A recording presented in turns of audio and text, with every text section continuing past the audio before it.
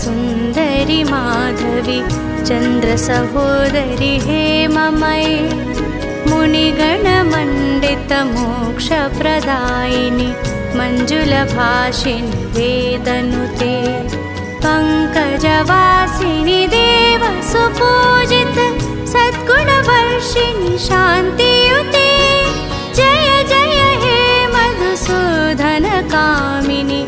आदिलक्ष्मि सदा पालय माम्।